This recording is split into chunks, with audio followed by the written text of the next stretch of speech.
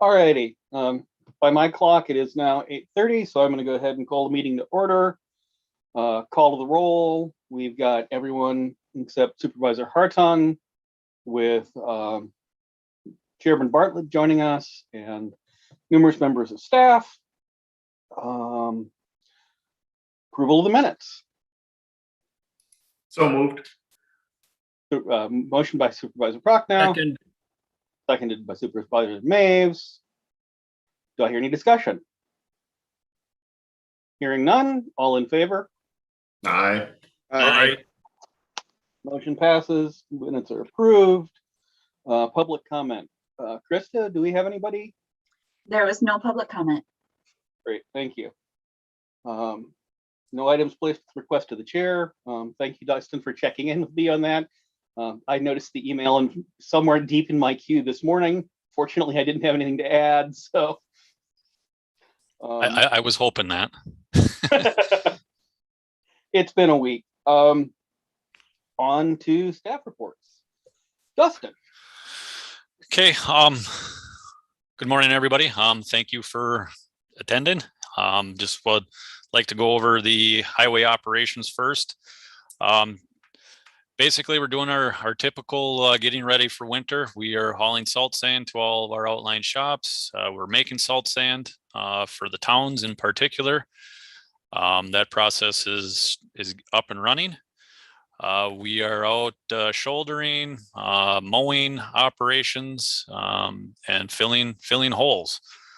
Spray patching, just like I said, trying to wrap things up before snow flies. That's kind of the everyday highway operations.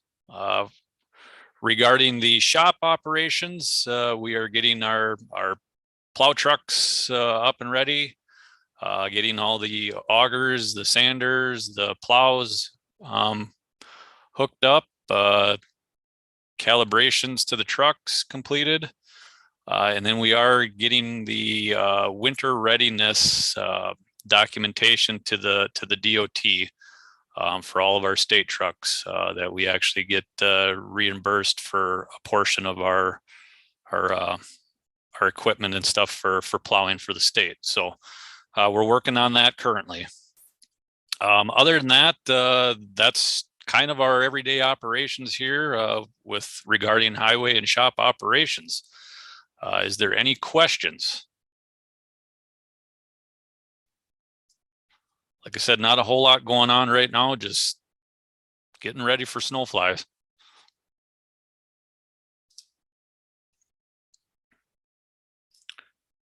I guess if there's no other questions regarding that, that third item on the staff reports regarding the Red Cedar Pit Property. I just wanted to have a discussion regarding a piece of land that Dunn County owns. We consider it the Red Cedar Pit here at Highway. It's a inactive mine currently. It's up on Highway 64. I don't know if you're familiar with this piece of land up by Sand Creek. If you're familiar with where the Red Cedar crosses State Highway 64 near Sand Creek, the county owns, I believe it's 50 acres or 52 acres. That's right there on this property. I did get a call from an adjoining landowner, Milestone Materials, actually, who owns a small parcel just to the north of our parcel. They were looking at selling off their piece and requested easement through our property to get to their property. I basically had a discussion with Nick Lang regarding this, and we both agreed that it was not in the best interest for Dunn County to provide an easement to Milestone's property due to what I feel is a safety issue potentially. If they would sell their piece off for recreational purposes, we have an actual mine site, and now we're letting people come in and out through an active mine site. It didn't make sense. So basically I gave that information to Milestone Materials, and they have actually came back and offered to purchase our property.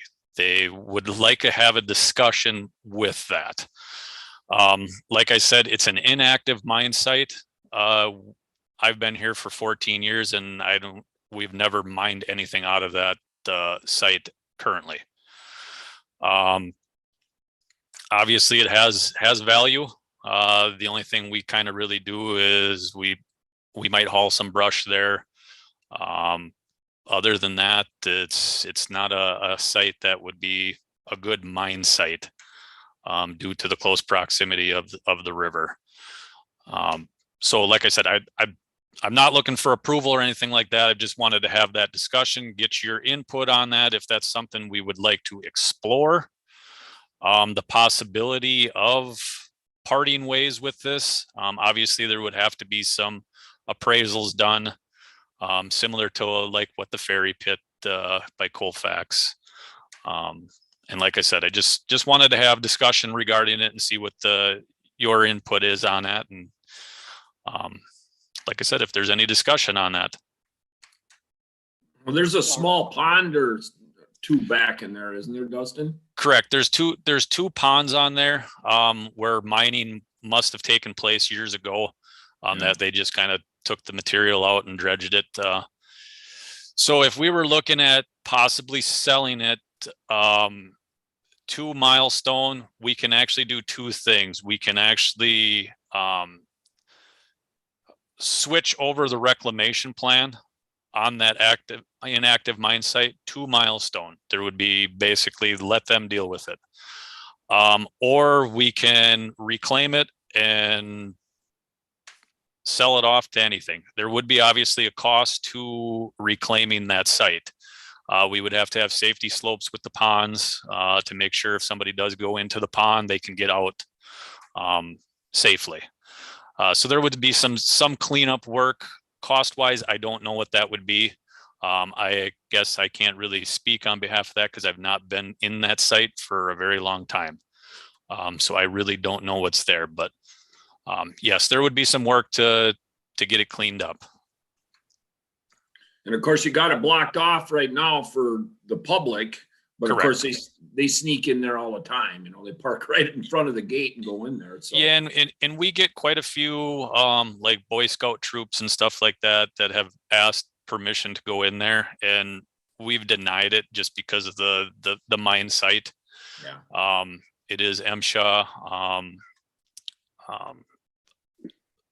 documented, so we have to document to MSHA yearly, and then land conservation with Dunn County. So it is a mine site, but it is in inactive status. But yeah, just for safety purposes, to just keep the general public out of it is the best approach. You had a Yeah, I got a question. I guess so it's classified inactive now, and you say because of the proximity of the river. But what is the quality of the materials that once was taken out of there? Because I would be very hesitant to give up a mine site because what used to be isn't going to be in the future. And as far as getting mine sites opened up, et cetera, et cetera. So I would really like to know the quality of the material that's in there and before we go any further. Okay. Yeah, and I don't know, like I said, my career here, it's been inactive, so we've never touched foot in there to actually mine. I'm assuming obviously it's kind of like a sand gravel, if I had to guess, and I don't know what the material was used for years ago. If it was for cold mix making, kind of similar to what the ferry pit was. So yeah, we can definitely explore that option. So that's why I kind of, like I said, I wanted to have that discussion to see what your take was before we even explore it, or literally we just do nothing with it and just keep it. So. Yeah. Okay. Thank you. Thanks, sir. I would want to know pretty solidly that there wasn't a chance or a good use for us to have it to continue to hold on to it. I mean, if it turns out that the material that's there is not reasonable for us to be able to extract at a later date, then I don't see an enormous point in holding on to it. But that's the the first big question that I would have as well. Correct. Dave, you look like you have a. Yeah, I did. I agree. Our first question or that we need to be answered is whether we think the material's good enough that we'd ever use it again. My second thought is there is a lot of people that do park there, and use that site just as they did the Colfax one. Probably not legally, but they do it. And Dunn County doesn't have a lot of open property for people to use recreationally. So before we would sell it, if we determine that we're not interested in that we'd ever use it again for a mine, then I think we should consider reclaiming it and just opening it up to the public, because I know people fish there a lot. I'm sure they probably hunt back in there along the river. So we're not going to get a lot of money for it. So that's what that would be my thoughts. Anyone else? Randy, do you want to weigh in, or Paul? Just as a consideration for the committee, I concur with Chairman Bartlett that we're unlikely to get much money for it. On the other hand, we do have a fund balance for highway that we need to rebuild. So just a factor in your decision-making process is whether or not that is an asset that we might be interested in selling for the purpose of helping to rebuild that fund balance. And this is an additional consideration. I agree with Dave. I agree with Dave. I think we should investigate, see what we could do to open that up, possibly. Just see what it would cost. Yeah, I presume one of the other things we'd have to do if we did want to sell it is environmental assessment. And I don't know if there are any buried issues there like there were with the ferry pit, but that's a thing that I would want to know as well. Anyone else? Okay, Dustin, it looks like we're certainly interested in learning more about it. Thanks for bringing it to our attention. Yep. No, that's what I wanted to get some input on the committee to see if we should take it further or not. So, Brian? I just got a question, Dustin. How does Milestone get into their property now? I think it's kind of been a verbal handshake type deal where they come through our property. But their piece of property has been inactive for many years, like ours. So presumably they were mining it at the same time we were, and it was much easier to get through. Yep. Anyone else? Okay. Back to you, Dustin. Okay, in that packet of materials that we sent regarding the monthly highway financials, I guess the big thing that we'd like to discuss regarding the current financial status of the highway department. So, like I said, we sent out a packet that just kind of goes through the list of line items where we're currently sitting based on our budget status. One of the sheets, which is labeled the Highway Department Fund Statement. If you have that packet, if you notice, basically the total highway available down in the bottom right hand corner, it's showing currently we had a budget deficit of $414,000. That's based on our revenue and expenditures based on budget. Obviously, there's some things yet that are probably not in this per se. If we have some outstanding invoices that have not been paid, I believe there's probably some of that. On the next page, you'll see the highway operations and budget actual through September. So this is through the month of September. And if you look on the far right hand side, finance put a projection what we would be looking at if our current spending through the end of the year. And we're looking at a project or a budget deficit of approximately $1.3 million going into 2022 to the end of 2021, going into 2022. We do have some equipment and stuff that's still being purchased. So we do have pretty solid numbers that we probably have approximately $500,000 worth of equipment yet to come that is currently getting built. So that's what's kind of digging us deeper currently. We're trying everything we can do to try to lessen the bleeding, let's say, per se, but currently we're looking at, like I said, a budget deficit going into the end of the year.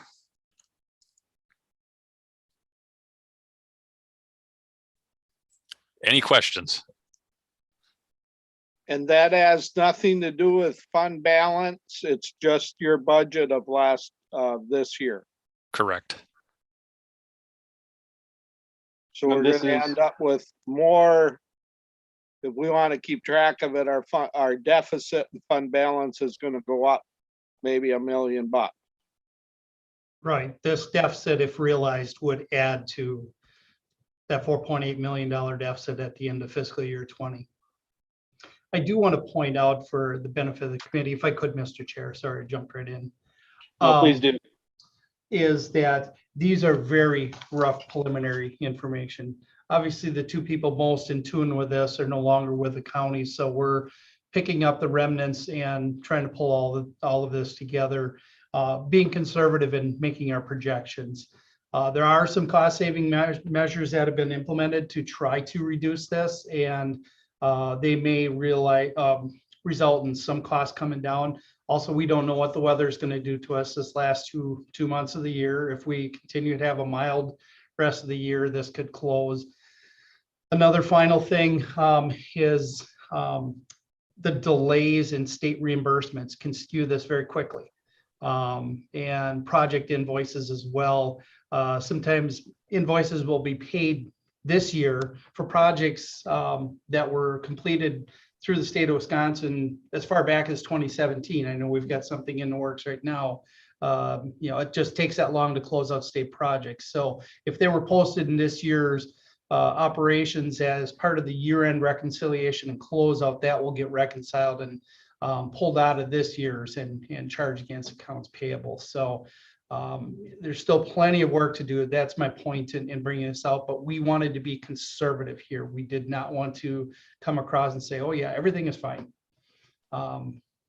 Especially in light of where things have been at the last few years. So this is what we felt is a realistic, conservative projection for you. And this is the current best estimate on the structural deficit that we've been looking at now for the last 6 months. For the last 15 months. Well, 15 months, yes. Since July of last year, I've been watching this. Yes, and as a matter of fact, Dustin and Paul and Sarah are aware that I even went into SAP and reconfirmed all the numbers again, and we're still on trend with this. So. Well, what can we do? What is our options? About the only thing I know, Paul and I talked very briefly. I mean, you have equipment that is partially completed. You could stop. You could not put the beds on the trucks. You could not put the salt sanders and things like that. But then you've got a chassis that's sitting there, unused, that you've paid hundreds of thousands of dollars for. So about the only other thing would be cutting back on operations to whatever extent you can. But again, you're involving, cutting back on services then. Outside of that, the fixed costs, and that was why when we talked with you several months ago about delaying the purchases of equipment, here's a case in point. The orders could have been deferred or delayed. We could have gone with 1 or 2 trucks instead of 4, that type of thing. But that ship has sailed for 2021. 2022, there's no equipment in that budget for purchase. So that adjusts for 22. We did, I believe it was late spring, there was a vacant mechanic welder position that was open, and that hasn't been filled. So that's one of the steps that's been taken, and that'll have to be an ongoing analysis on as opportunities come up. But being, 11 months into the year, 10 months completed, we're pretty much, the projects have been pretty much completed, the equipment ordered. There aren't a whole lot of options. I will, if I may, Mr. Chair, Please. I will add that we also, as we discussed with the committee, we'll be looking at the general fund for the county as the numbers gets finalized.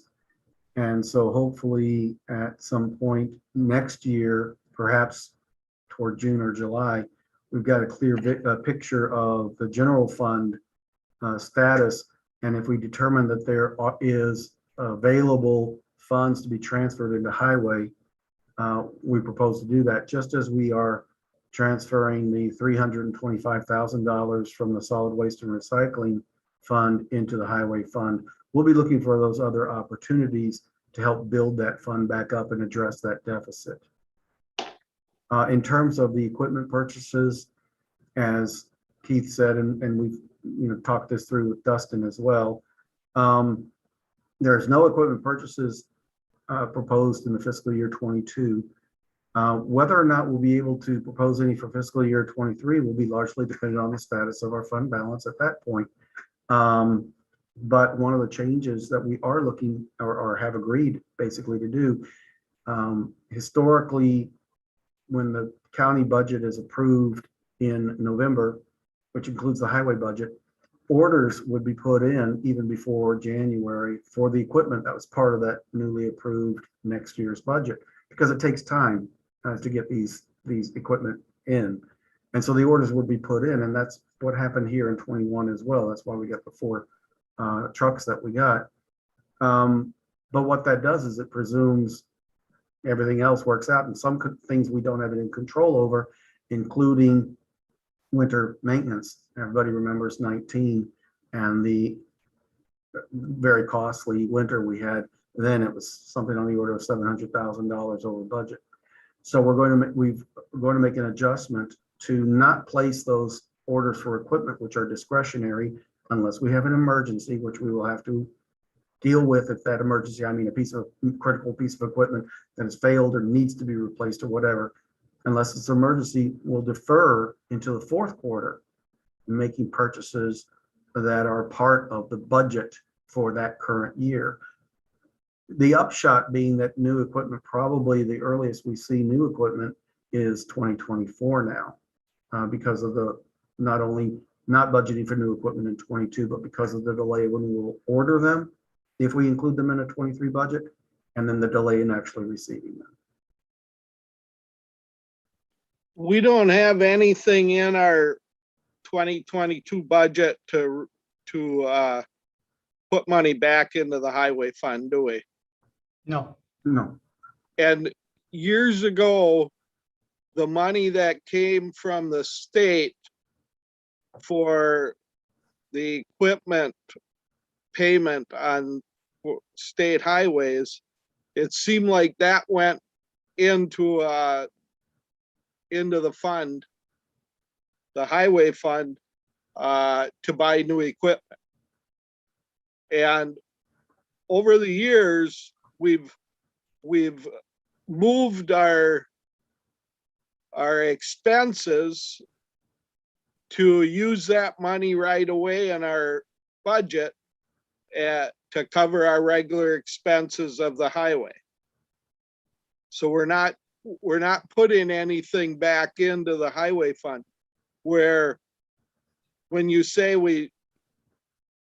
if we can't buy equipment until 24, if we were still doing what we were doing a number of years ago, we would be putting over $1 million back into our highway fund just by not buying equipment each year.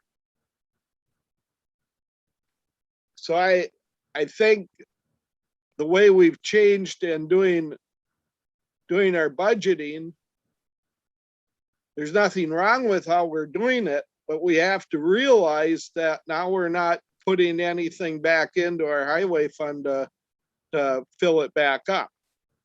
We're using that money probably throughout the county for the other budgeting expenses. So I have no problem with refilling our highway fund up if we have excess money in our general fund.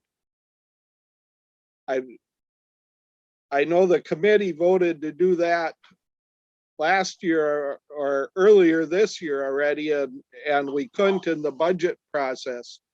But I'm just stating that for telling you my feelings, and hopefully that, you know, if we do have other supervisors that question why should we put money back into the highway fund, that's a real good reason why we should. Yeah, I think we can fairly easily make the case, given that, I guess the first 8 years I was on highway, the highway fund was used to make the rest of the budget whole frequently.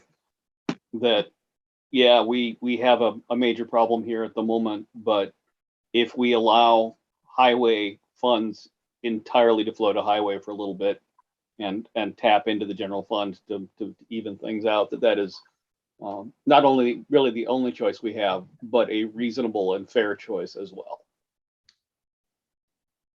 Keith? Mr. Chair, thank you. One of the things that I do plan to turn over to the next CFO and also to County Manager Miller, and I want to inform the committee as well, is one of the ways that I helped manage the finances of a similar fund for a city was we would hold essentially the same goal of having a fund balance in the Public Works Fund as we do for the unassigned fund balance in the general operating fund.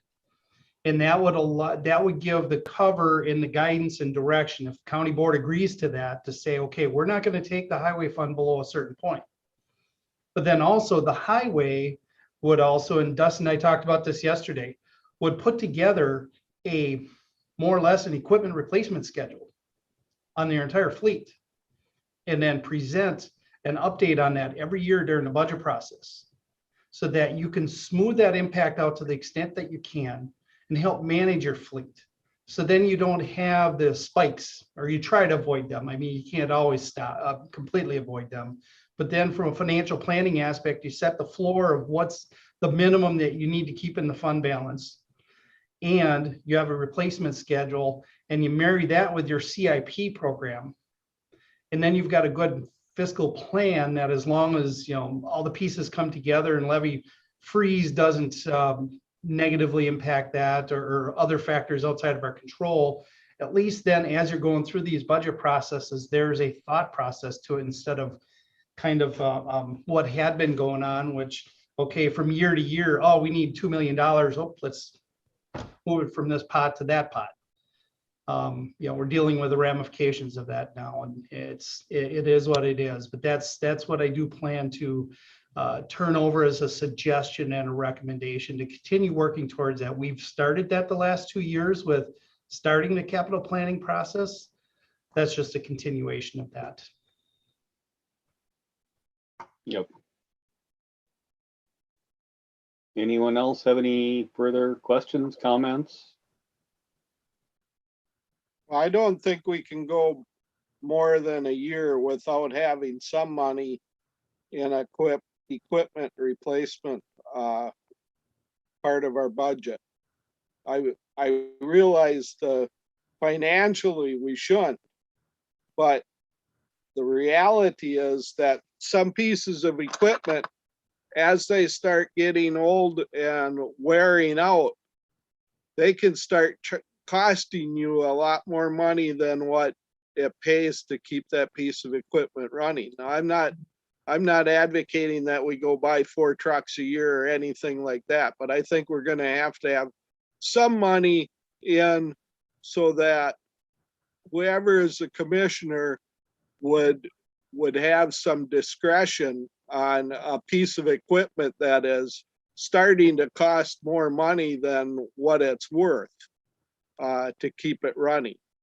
And so I would hope that in our 23 budget that we can at least have some money in the equipment expenditure for that. And that's our anticipation. That's part of what the replacement schedule that Mr. Stray just mentioned is going to address. We'll work with both Dustin as the interim highway commissioner and whomever we bring on board as the new highway commissioner to get a handle on where we're at with each of these pieces of equipment and what their likely need for replacement is, which doesn't, again, address emergency. Something's broken and it's not fixable and has to be addressed. We will consider all options. We can obviously prioritize which options we want to exercise. Among them is borrowing. Not ideal, but we don't want to reject anything out of hand when it comes to that. But step number one is that inventory and assessment of all of the equipment. What's its status? When is it likely to need replacement? That will point the way forward for addressing those equipment needs. I concur with Chairman Bartlett that there's a good chance that in 23 we'll need to have some sort of funding, and we'll look at all the options. And this first step is that inventory and assessment. Well, and I know that the highway department has been doing that to some extent already. That's how we ended up with, for example, the regular turnover we have on skid steers, because it turns out that it is much cheaper if we turn them over at the rate we're turning them over than operating them for even 3 years. Kelly? Yep, Randy? I know a few years ago, Dan did a really good spreadsheet on the trucks and the repair bills and all that stuff. It'd be nice to get that updated again. I know that was 2-3 years ago at least. And that was a real good information as far as, how old our trucks really are, the repair bills on them and all that stuff. But Dan did a really good job on that 2 years ago. If we could get an updated list on that, I think that'd be real helpful. Yeah, definitely. I think that when he did that is when we got the skid steer cost per operating hour issues. And that was, that's a fantastic thing. And I'd like to see that as well.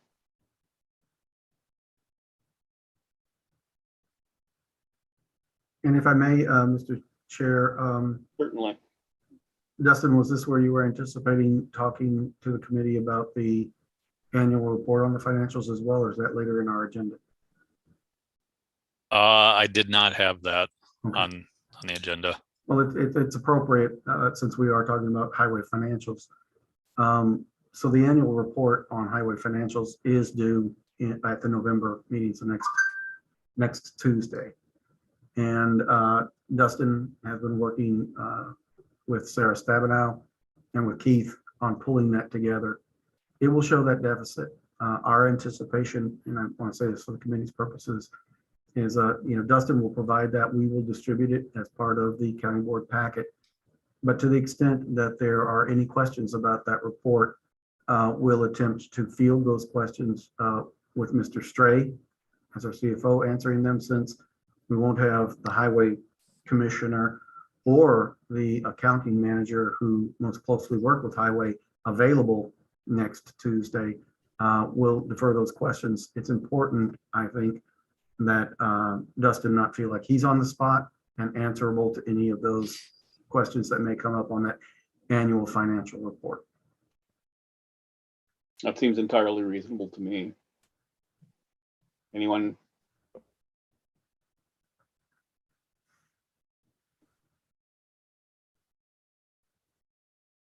Not saying anyone who disagrees.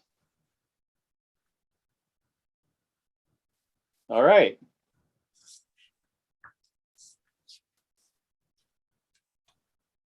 Any last calls on the monthly highway financial update?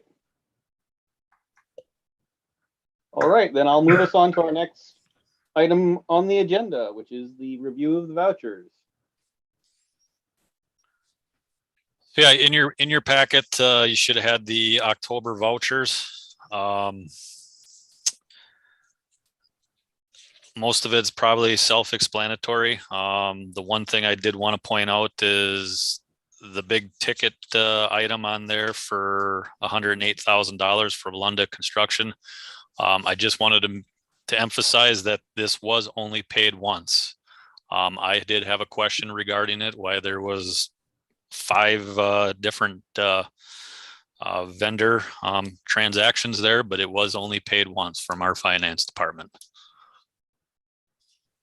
Anyone else have any questions on the vouchers? I do. And I'm trying to find it. When I read it, I didn't have something to mark it, but there's a big, it's on the last page. There's $100,000 bill to the Wisconsin Department of Transportation. And I'm used to getting money from them, not paying them. So what?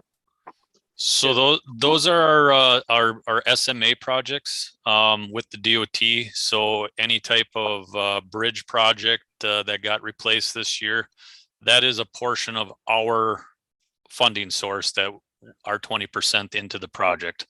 Okay. So unfortunately, yes, we do have to pay the state.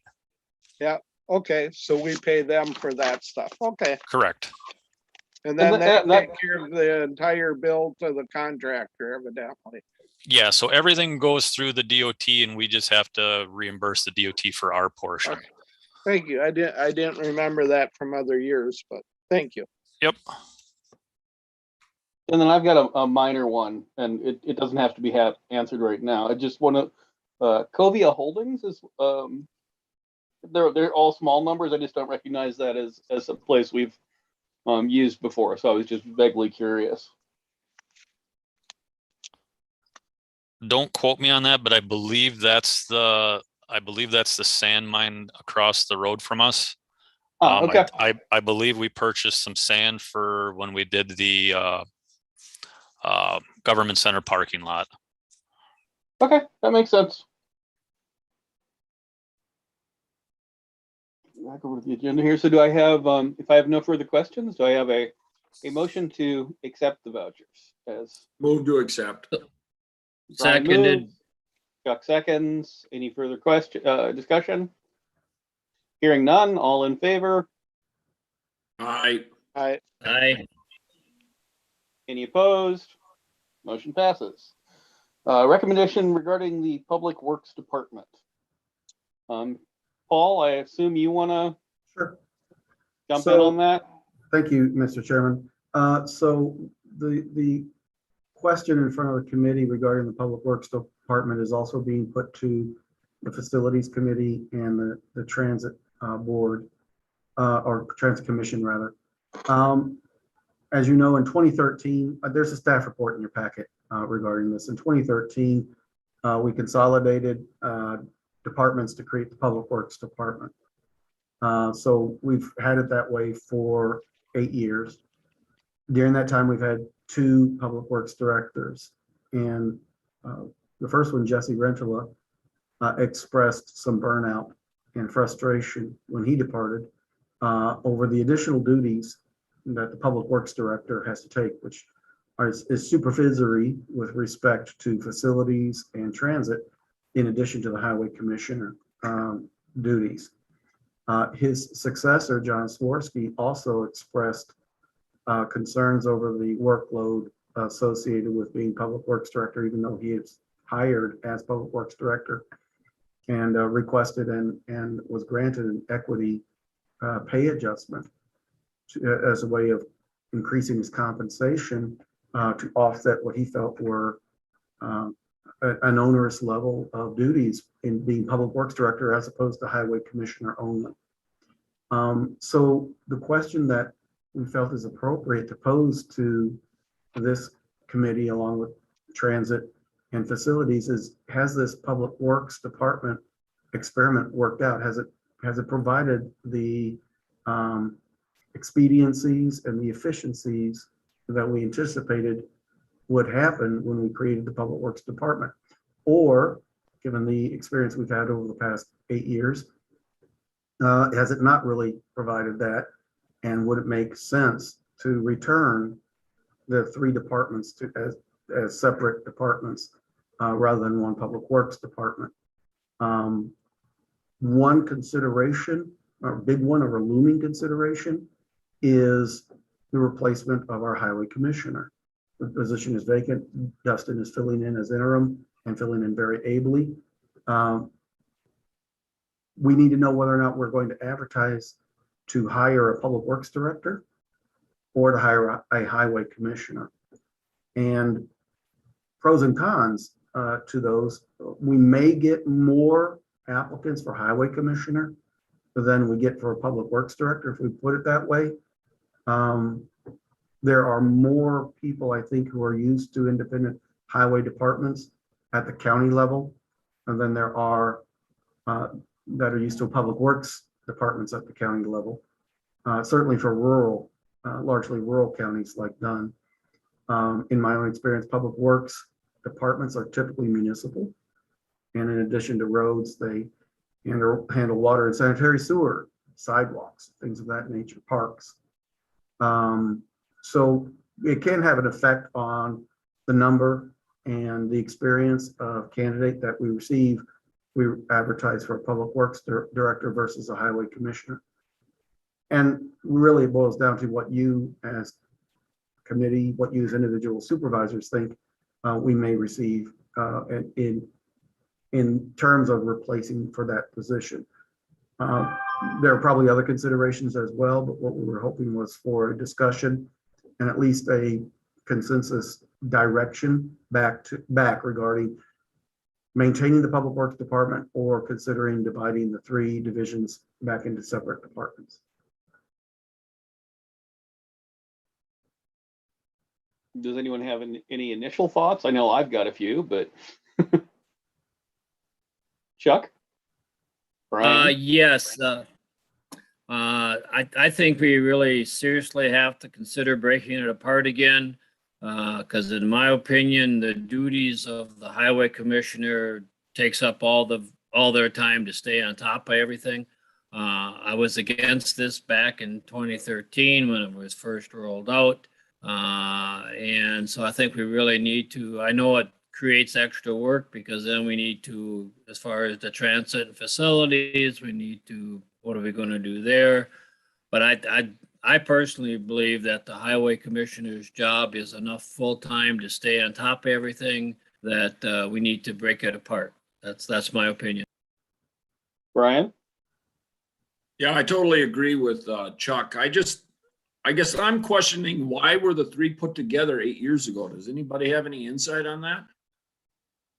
As I recall from the arguments that were made to the highway committee at the time, the theory was that it would, in our ongoing budget crunch, provide some, and this is my memory, that it would primarily provide some efficiencies and cost savings. Right.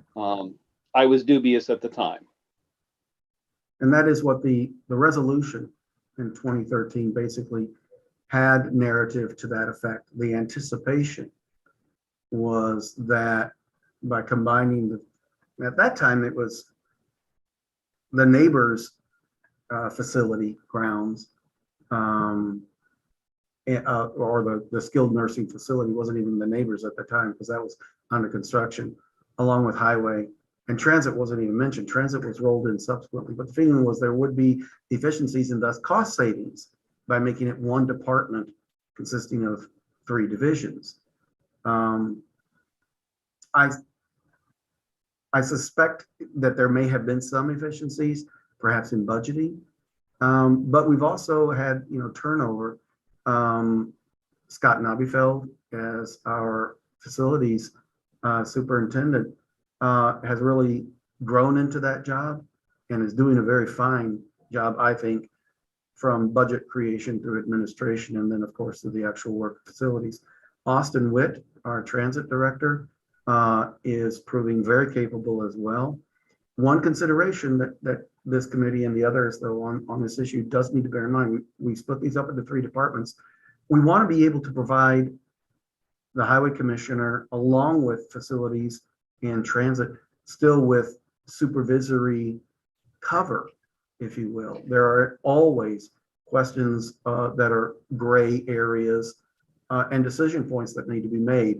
In the absence of a department head, a public works director, those will fall to your county manager, which I can say is not daunting to me as your county manager, but there is that consequence. Rather than the director of transit and the director of facilities reporting to the highway commissioner, they would report, if you will, for county manager. That has less to do with any control than it does, again, for cover.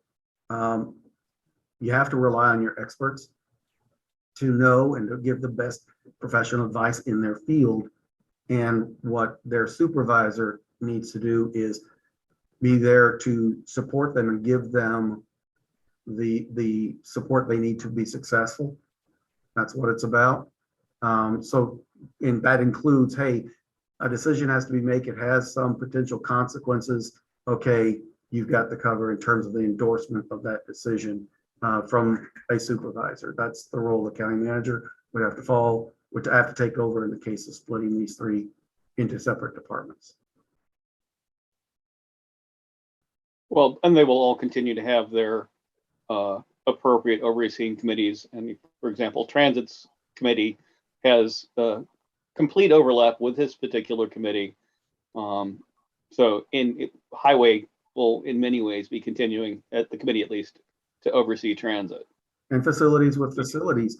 That part of it is unlikely to change. And that's good, because I think there's been very good rapport from those oversight committees to those divisions. What I was referencing was more along the things that are outside of policy, which is what, of course, Org chart. Yeah, exactly. Org chart kind of things, personnel, budgeting, administration. That's policy interpretation or policy creation to bring to those committees. But yes, you're absolutely right. Fortunately, we already have in place good communication from county board committees that oversee those divisions. I don't anticipate that changing, and that certainly makes this decision perhaps easier. Dave or Andy, do either of you? Dave. Well, Brian asked, why we did this, and I was probably chair of facilities back when we did it. I don't remember for sure. But at that time, probably highway and facilities didn't work the best together. And I think this helped what we did for that. But I don't think it's working as well as what I hoped, or at least that other things came about because of it. And that has to do with our highway commissioner probably having too much on his plate. And we were thinking about going ahead and advertising for a public works director. And I asked Mr. Miller to hold off on that and bring this to committees, because I don't believe it's working. We lost one commissioner because of having this all under one position, public works director. And I think it had somewhat to do with losing our last commissioner. So I just don't think that it's working as well as we hoped it would. And I think we need to realize that maybe we made a mistake, and this is a perfect time to take a step back and relook at it. Randy, do you have something you want to? Yeah, I kind of agree. I mean, where the highway is at right now, obviously there's some issues that we need to get fixed. And I think it is a full-time job to find those solutions to the financial stuff. So Yeah, the way it looks, I mean, it makes sense to have them all under, but it hasn't worked the way it probably should has. And if it's too much work, it's something has to slack. And see, financially, we got some problems. So. All right, so this is an action item. I think we've got a pretty good sense of the committee here. So I think what I would be looking for is a resolution recommending that we we go back to a highway commissioner model and eliminate the role of the public works director. If I may, Mr. Chair? Yes. Going forward, obviously, we want facilities and transit to talk about it. Transit has it on the agenda for November 10.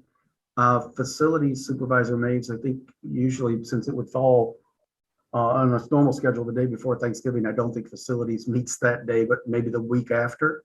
That is correct, yes. Okay, so it'll be in front of them early December. That resolution, if we follow the format of what was done before, would be a joint resolution, in this case from each of the three committees to the county board, which puts that action, that resolution in front of the county board in January, or well, I take that back. If we want to put eyes on that resolution again, it would be February. If these committees do not feel it's necessary to see the resolution because they've taken action endorsing, separating, and say all three of them did, separating public works again into separate ones, it isn't necessary that it come back to you. But if your recommendation is that a resolution to return to the three, if that's the recommendation of all three committees, it isn't necessary it comes back, in which case it would go in front of the county board as a resolution in January. My point there is, when it comes to hiring, if that's the way it comes out, we've got a delay already. We know we will have a delay. We certainly couldn't bring on board anybody before the January county board meeting.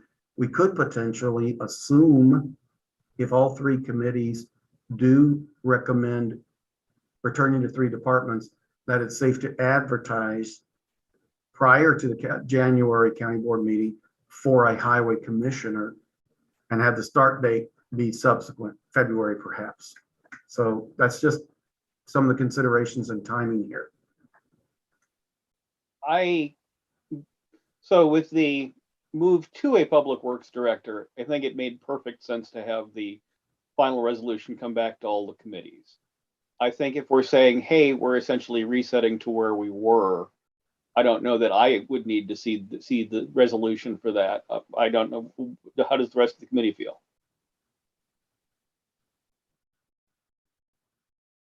Would you want to see the resolution before it goes to county board or for review, or would you be comfortable? Well, there's many times that a committee endorses a resolution and doesn't see the final resolution. So I don't see what that would be a problem at all.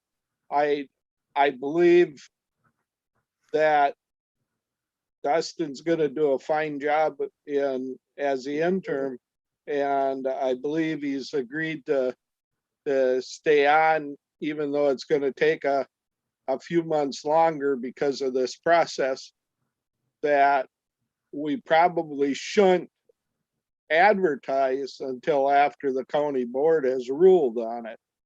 I would hate to start advertising and then have the county board not rule the way the committees have.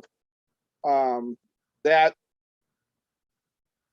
very seldom happens, but it has happened. And so I don't know, that would be my thought. Yeah, I think. Mr. Chair, yeah, a correction on my part. Actually, the next facilities meeting isn't until the 8th of December. We bumped it back 2 weeks. So I was in error when I said it was the week after. So it's actually December 8th is the next facilities meeting. And we can certainly hold off until action is taken at the January county board. Again, presuming that the three committees all agree. on the separation. We could certainly hold off advertising until that. It remains a possibility of advertising before that, but not doing any interviews until after county board. So we can talk through the pros and cons of the actual recruitment process. But I fully appreciate Chairman Bartlett's concern. It isn't 100% guaranteed that the county board as a whole will concur, even if all three of the committees do. Well, and it's I think the benefit of waiting until after the county board has formally approved it, and as Chairman Bartlett, I would expect that that will happen, but there's a possibility. But I think that simply politically, the county board, those members who are not on the committee will feel more comfortable with the process where their choices and discussion they might want to have on it happen before we would make that interview. Just politically, I think that is the most likely, the most politically astute way to go about it, and the most honestly the most responsible way to do it.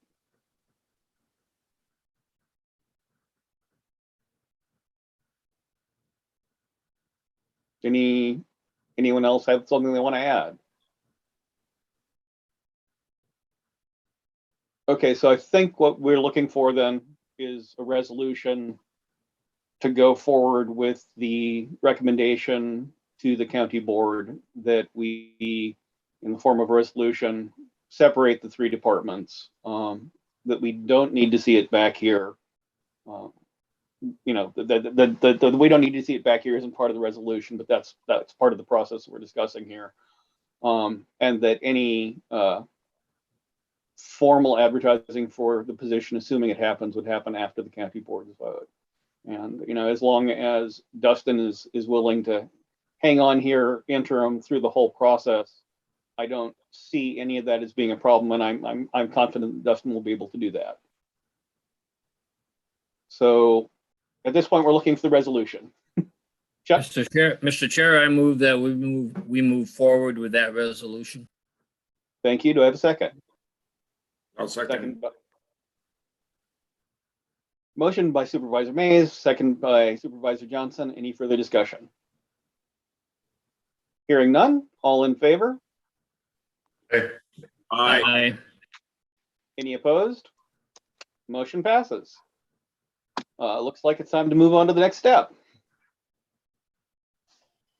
Okay, go ahead, Kelly. No, go ahead, Dustin.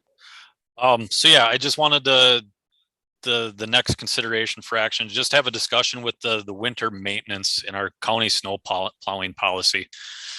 Obviously we are proposing a budget deficit for this year. Just wanted to discuss with the committee. We currently do not have a snow plowing policy in place regarding the county system. Obviously we go out for every snowstorm. If there's a rain event, freezing rain event, we're out on every event. Just wanted to have that discussion, if that's a possibility, if we would have an inch rule or something before we would go out in a storm event. There is other counties that do this currently. It's not what I would consider a standard practice, but it is a potential cost savings action that we could do. I did provide some information from other counties, in particular the big one that stands out is Eau Claire County. So they do a 2-inch rule, I believe, before they will actually provide a snow removal process, which would be basically, I think they do kind of the similar situation where we work 4 10-hour days, Monday through Thursday. So that would be basically their 2-inch rule would pertain to weekends and Fridays. Not every road is considered the 2-inch rule. They do have certain roads that they plow regardless, based on traffic volumes. Like I said, I just wanted to throw that out to the committee to see what their thoughts are. If that's something we want to take action to try to implement to be a cost savings measure, or if we want to just kind of continue the same plowing services that we provide currently. Obviously, there comes a potential liability factor. If we know that there's potential 2-inch snow event and somebody gets in an accident and we did not respond to it, obviously we could be littered on Facebook how Dunn County is not responding to a snow event. So obviously there is some reactions that could take place.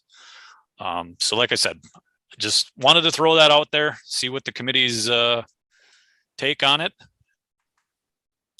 Sounds good. I'm going to open the floor to discussion. I have to step away for like 2 minutes. I'll be right back.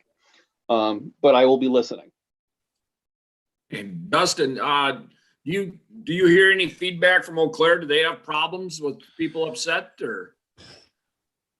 I guess I've not heard anything from the Eau Claire County Highway Commissioner or staff. I hear it more with locals.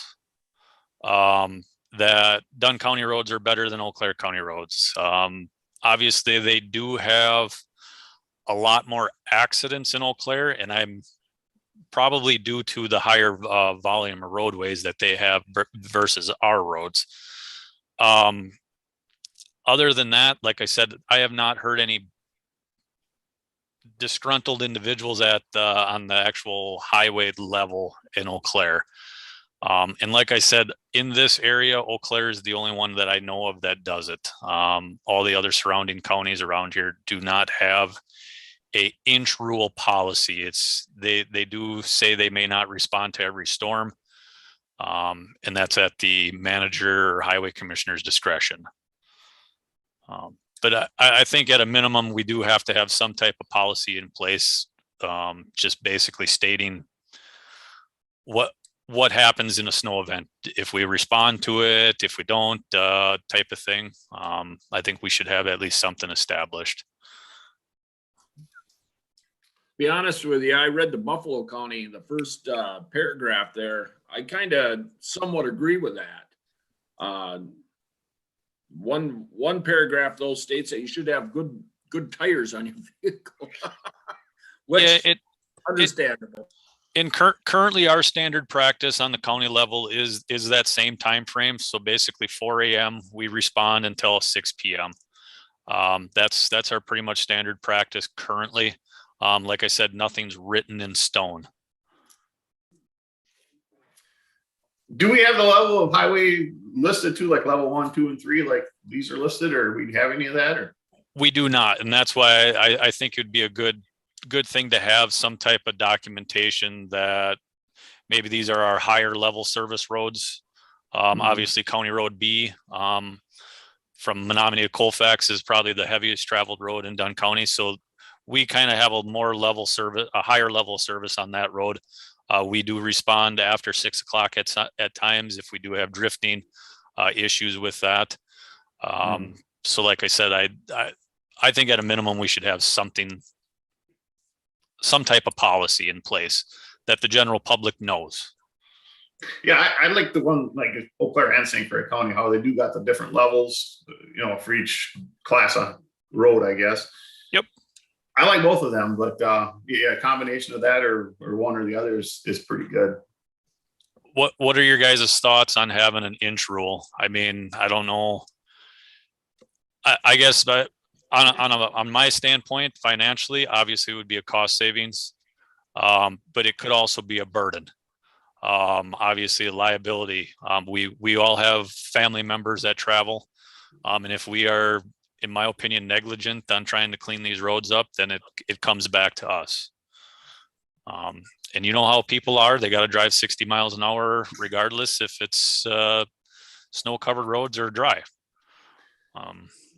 The 2-inch rule won't affect the pre-treating or the stuff that we do though, right? Correct. I mean, that would be the same policy, same everything there as far as the pre-treating stuff. Yeah, and basically the inch rule would only go into effect on like weekends. Okay.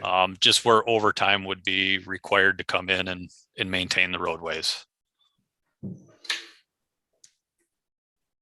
You noticed, and when I read the Buffalo one first, I kind of chuckled about it, and then I got thinking, well, yeah, that is kind of what we do. But you know, I think this is time, because of the budget crunch, and we've said all along for years, services are going to have to start, are suffering because of the financial crisis.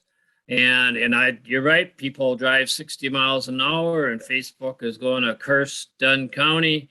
But I think if we go forward with a advertising campaign to a degree to make them aware that it's time to bring home the point to the citizens of Dunn County. And you are right.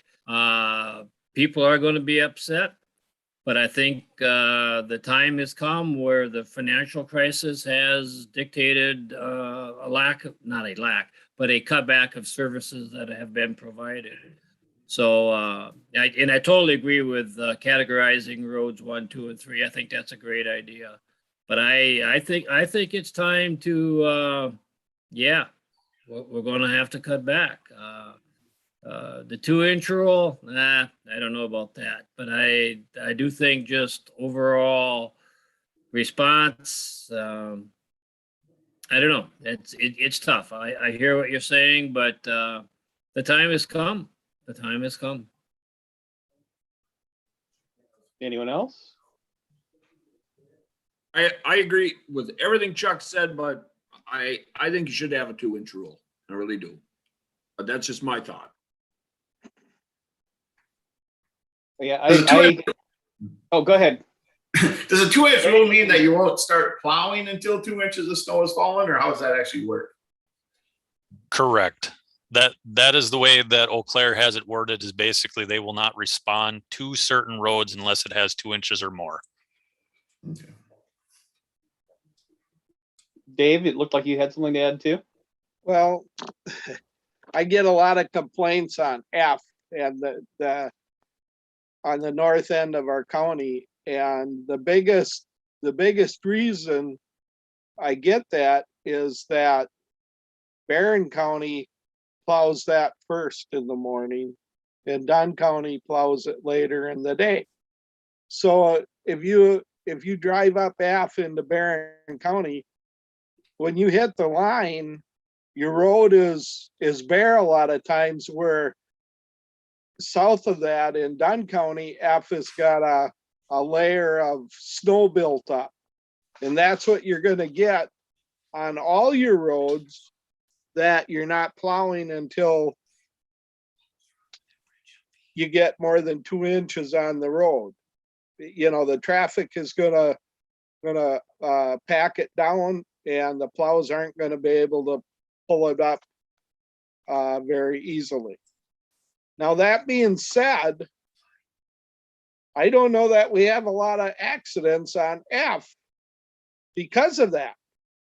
So, you know, the mindset is people have to slow down and live with it. But I guess, you know, the difference between Barron County and Dunn County on F is that it's shown that people can live with it and get along with it. So I really don't have a problem with that. The question I have on these, reading them over, was Buffalo County says they're only going to put sand on the road. Does that mean they don't use any salt? And I guess I guess I don't know that for sure, but their sand mixture would have salt in it. Otherwise it would just freeze during the winter months. So just like us, we put 5% salt in the sand. So I'm assuming that's what they mean, is it's a salt sand mixture. Oh, okay. But I don't know if they use any straight salt on any of their roads or not. I don't know. All right, I realize that some places just use sand. And that's why I was questioning that. Because that seems like it'd be a big savings if we didn't use as much salt. And currently our routes are probably 95% sand. The only route that we actually have dedicated for salt route is County Road B. That goes from Colfax to Menominee. And there is times, obviously, if we have a freezing rain event or something like that, we do spice up the loads for safety purposes.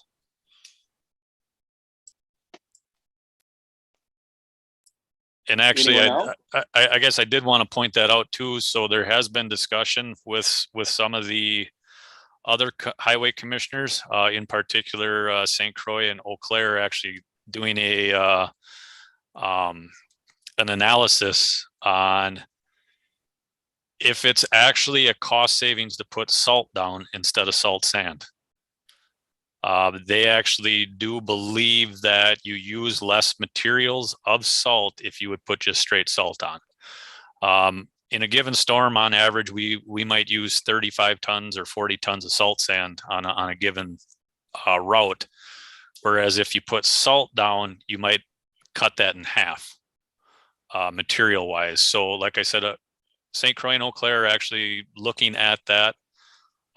If sand is actually a cost savings versus just using straight salt. So that would be a nice piece of information to have in the future. Well, and when they're talking about that, are they talking about granular salt or are they talking about brine? This would be granular. Because I would think that would have a further impact on that calculation. So are there further comments or questions on the idea of a formal policy? Brian? Justin, is it, well, I know that it could snow tomorrow, but is it a possibility you could bring something back to us in December that we could look at and maybe even adopt something at that time, or? Absolutely. I guess the big thing is for me is having an inch rule or not type of thing is that's kind of the deciding factor on where it could be a cost savings measure. If that's something we kind of want to implement or not. Or if we kind of leave it at the discretion of the management staff to react to a storm event or not. Randy, you looked like you were about to. Yeah, I mean, I could see like an inch rule, especially on the class 3 roads or something like that are very lowly traveled and stuff. But again, I like to see some common sense used too, to get out there ahead on it's going to be a huge snowstorm. Waiting until at least 2-3 inches is going to be tough on some of those roads. So. Yeah, and I guess another thing to kind of take into consideration too is obviously Dunn County has hills and curves. There is no straight road in Dunn County. Obviously, those lower traffic volume roads do have hills. Obviously, go to Knapp, go to O'Galley, Weston area. Like I said, that can also play a factor too. Is yes, it does have lower traffic volumes, but it is hills and curves that we're dealing with is a safety issue now. And like I said, we respond to those roads sometimes more than we do on a heavier traveled road due to those hills and curves. Like I said, I'm not making a recommendation, but I'm just. Mm-hmm. Dave? I kind of spoke around the subject, and I guess what I was pointing out that I wouldn't be against having an inch rule because of what I've seen up here on F. That I think it's I think it's kind of that we can look at that and see what that's how that's been in the past, and it's worked out. Speaking to the hills and curves, I understand that, but our town roads have a lot of hills and curves, and we're definitely not plowing to the extent that the county does, or the majority of the townships don't. So I think people they gotta use common sense. I think that's the biggest thing. Slow down a little bit and use common sense. Ice storm, I think that needs to be we have to, go out with that right away, but when it's snow, common sense, you should have good tires on your car and you should slow down. Well, and I think to some extent, when people see a little bit of snow on the ground, a little bit of snow on the road, they are more likely to slow down.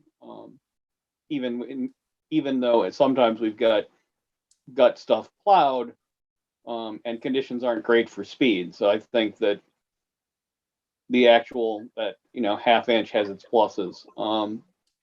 My thought would be it would be a worthwhile experiment to go to adopt a 1 inch rule on like a 1 year trial basis. And then reassess it again next year, as opposed to saying this is the way it's going to be going forward. Particularly since we're looking at a budget crunch that will hopefully start to ease up by the end of that year time. And I definitely think that having a formal policy that we can refer to, so that there is these are our rules, is a good thing. And I would want to, I think, have that formulated and see it come back. So I think we might want to split that into two, if I'm getting the sense of the committee. So perhaps adopt a 1 inch policy on a trial basis, and also direct Dustin to put together a formal policy that we could look at the next meeting. Does that sound? That sounds like what I'm hearing. Am I correct? Yeah, I would support a trial basis, like a 1 inch policy too. That's what I was leaning towards, so.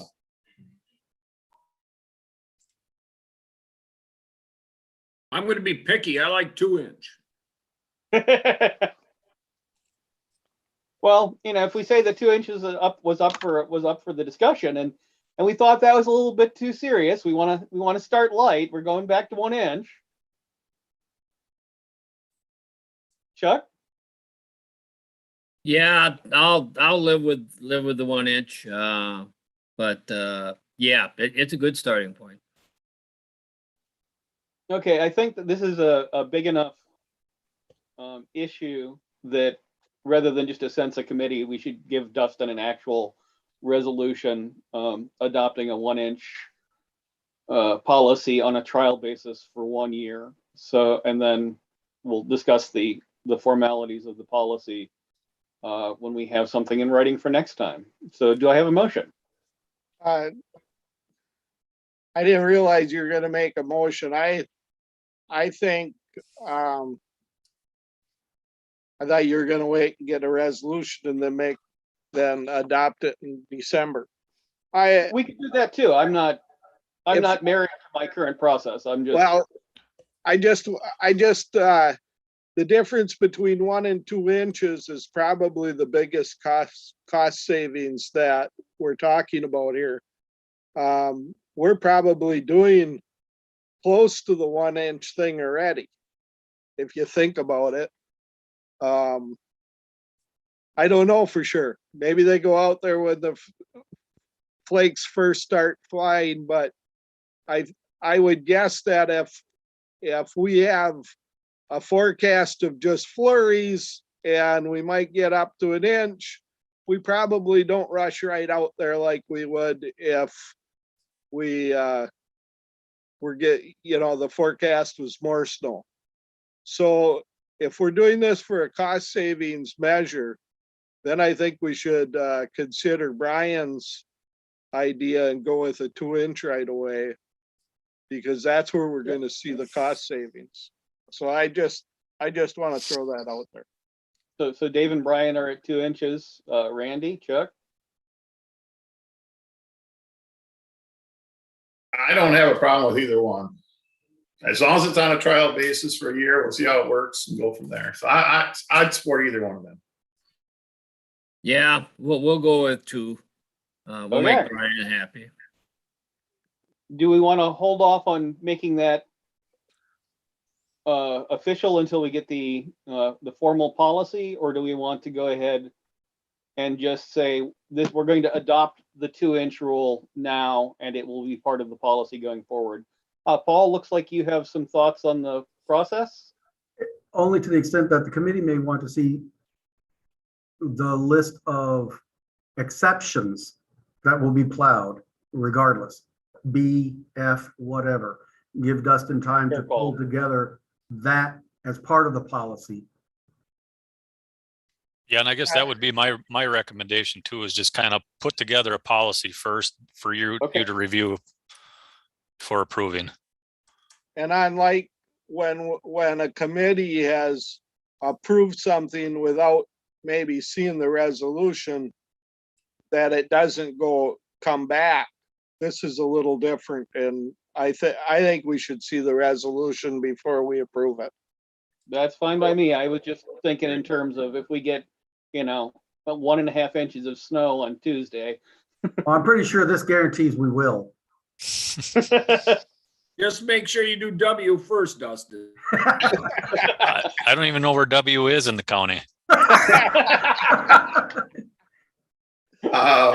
Would it be hard to make a map of the class 1, 2, and 3 if we did that and map it kind of like you do the ATV stuff, or is that a possibility to see? Or Yeah, we should be able to come up with a map.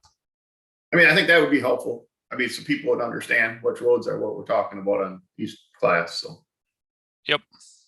Okay, well, then we don't, since we're not going to do the resolution now, I think, Justin, you know what you need to do, and we'll bring it back next time. And unless anyone has any really strong things they need to add to that particular discussion, we should probably move on to everybody's favorite, the ATV discussion. Yeah, perfect. The meat and potatoes of the whole agenda. What everybody loves. So I had the ATV clubs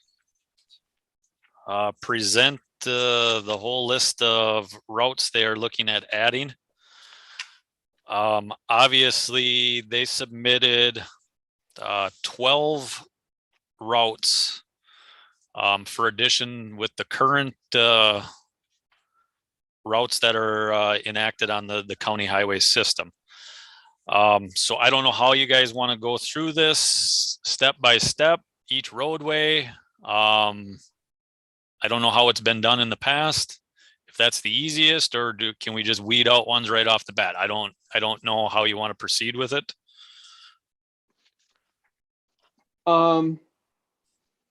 So generally, Chair? I have a question.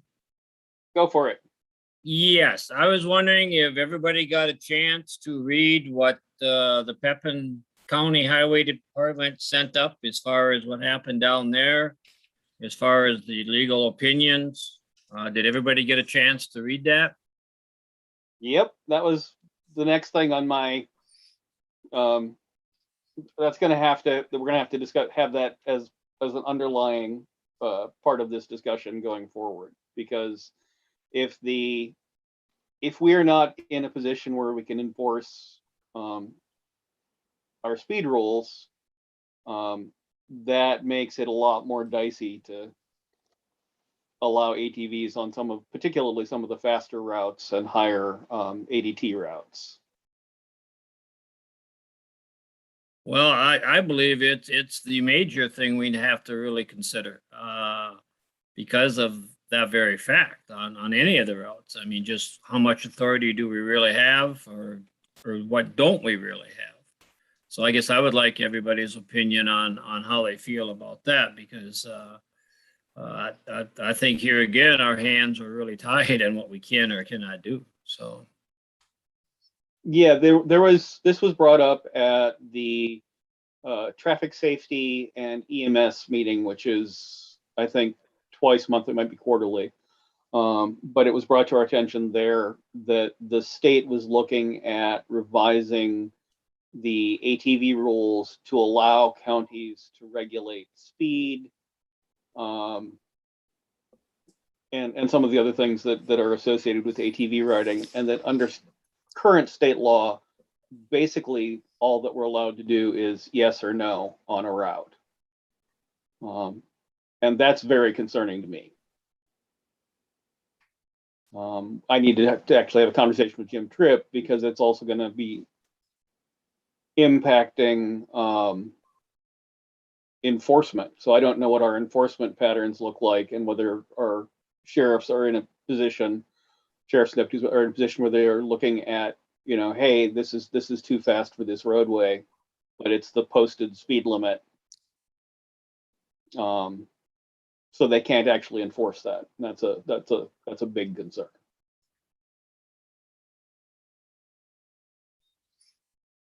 Is that even if we do not have a county ordinance? I mean, would that? Yeah, my understanding is that the state law currently, the way the state law is currently structured, even if we say have a county ordinance limiting speed limit, say on to 35 miles per hour on a 55, the ATVs would operate at the posted road speed limit. That was why it was brought up as a concern for traffic safety.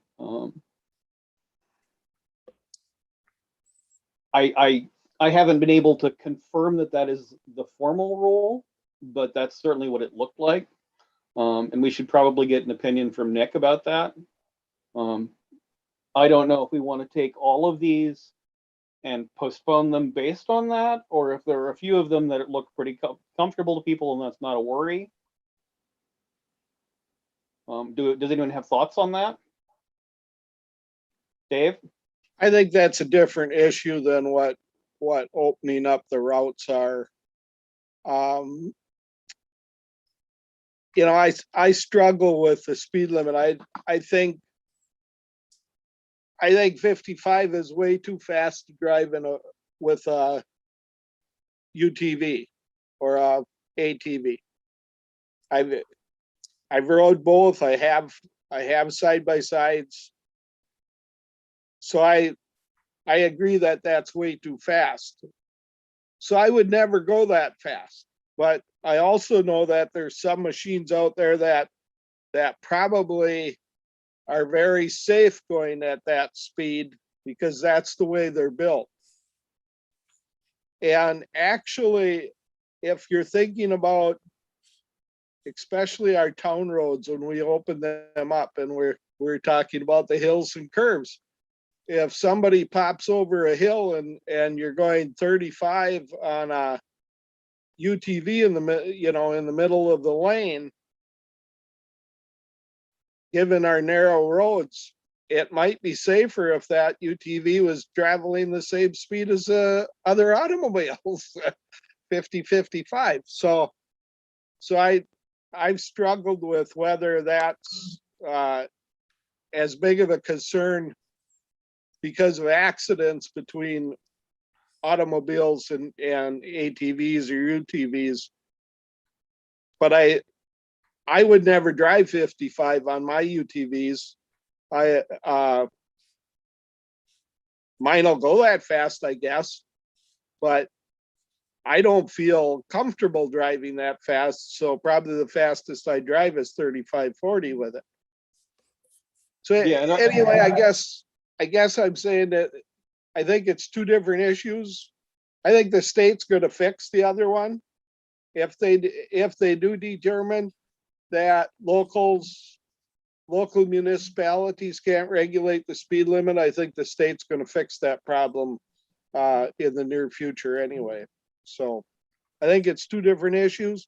I think we should look at traffic count and whether we feel our roads should have a UTV on it. Yeah, the traffic engineer certainly brought up the speed differential issue. The other one that I am concerned about with if we do not have that power to regulate is, for example, the underage drivers of ATVs and UTVs, and I don't know how those rules impact them. And I think that's a particular safety concern because I would guess that there are many 13-year-olds who, given the opportunity to go 55 on their ATV, would choose to do so. But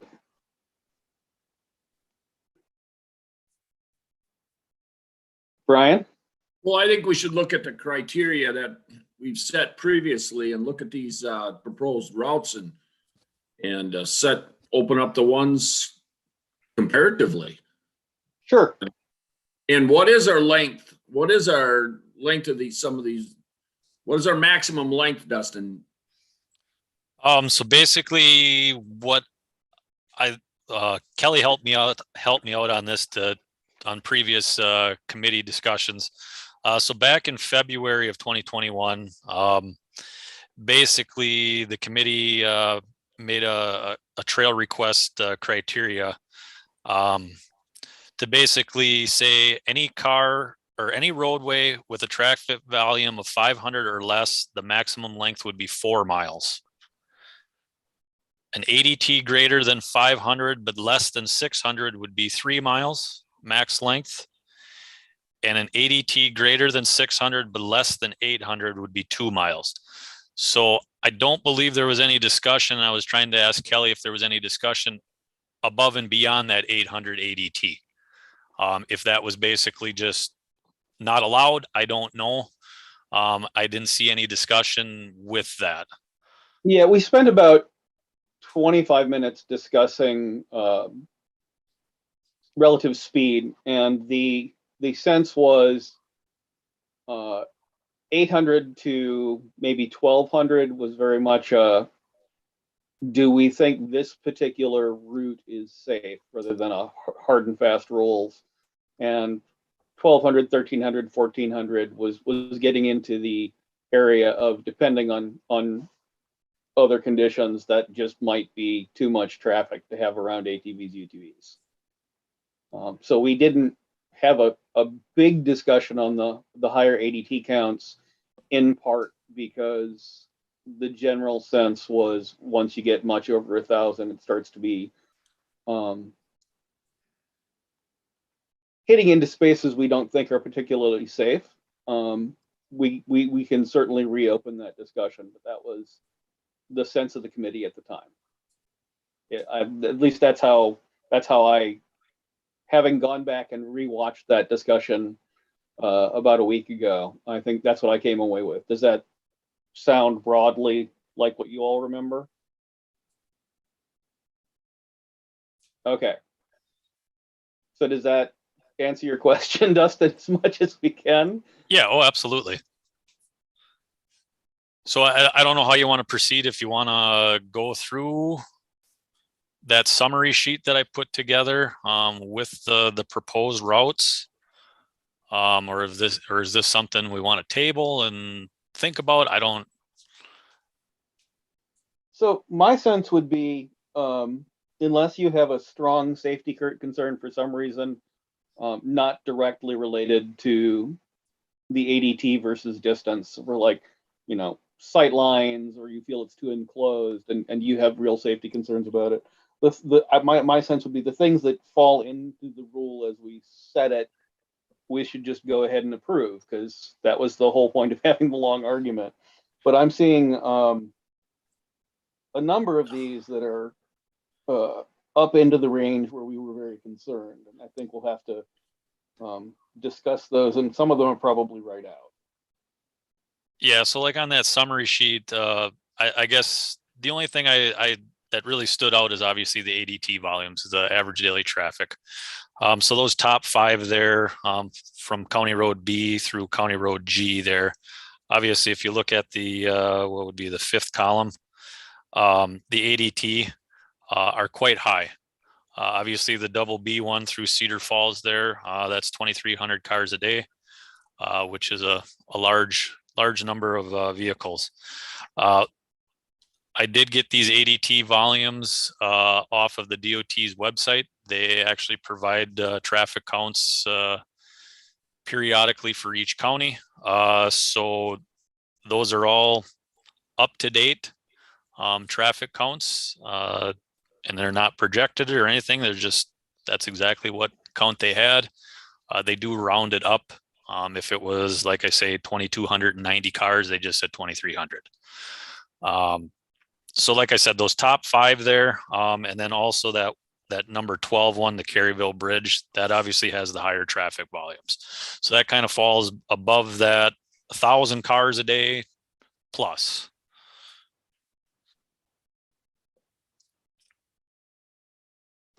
So I think oh, go ahead, Brian. I'm sorry. No, please. I have a concern with the 11th one down there. It's from MW to 890th Street. 890th Street is not open. That is in the town of Grant. They opened up for a bit and then they closed it back down because you couldn't get on W there. So really, you don't want to have a dead end. And that one would dead end. Now the MW one in Colfax and Grant, that goes from M to a town road that I do not remember the name of the town road, that is closed and it quits right there. So I really don't know why that's open, but if they went from 170 to MW, that would make more sense. Yeah, and that's what that number 10 is proposing. Yeah. Right, To I go. understand that, Dustin, but right now, the one on MW is not, it doesn't go anywhere. You can get off at the 22-mile Ford park there and then go to that town road that isn't open. It's a pretty long segment too. Yeah, there's a number of them that are quite long.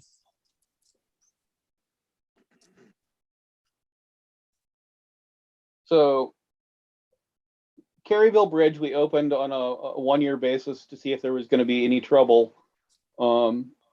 And it's a sort of a special case because it's the only way across there. Dustin, have you heard of any issues with that? I have not heard an issue. Okay.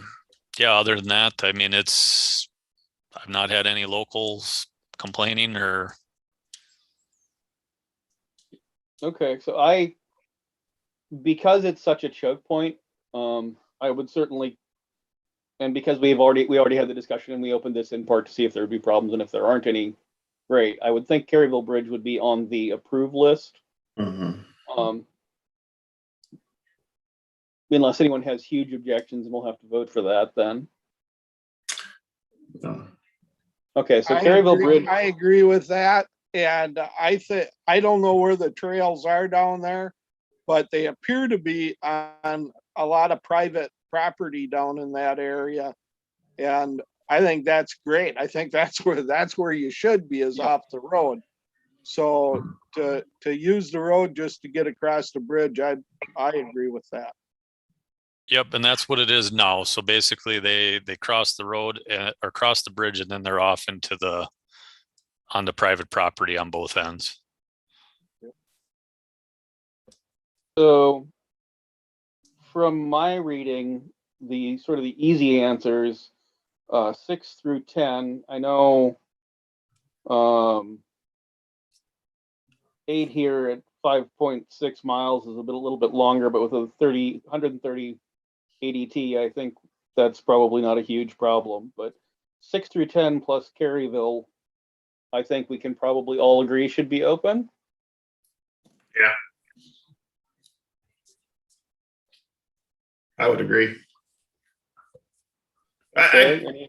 Just question number 1. I mean, I know it's a lot of count, but the speed limits are already only 25 to 35. I think you can't go any faster than that anyway. I know the car count's high, but I also know there's bicycles and walkers are even higher, I think, on that road. And UTVs are going to be a lot less hazardous, I think, as far as a walker or a bicyclist on that road. Yeah, I think we'll need to go through those individually. I figured if we start with the ones that we agree on. Right. So does anyone given Brian's objection on 11 that it doesn't go anywhere, does anyone have a real attachment to Brian? I have another one. Are any of Otter Creek's open? Any of their town roads? I don't believe they are. So that would go nowhere either. That one, Colfax to Otter Creek on County Road N. I mean, I don't have a problem with it, but if they don't go anywhere, why do they want them open? Yeah, and I don't know if Otter Creeks are open or not. I don't know if they're trying to establish the county system first to get into the towns. I don't know. Well, I don't have a problem with it, but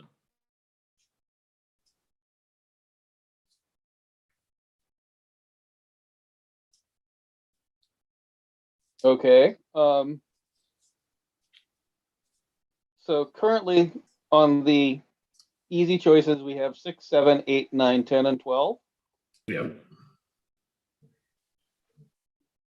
So let's go ahead and set those on the, we're going to approve them. We don't need to argue about them. If 11 is a dead end spike, does anyone really want to approve that one? Or shall we just pull that one out because it's currently a dead end?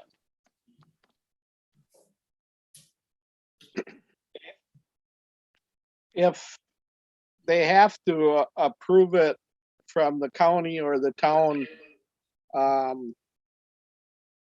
somebody has to be first.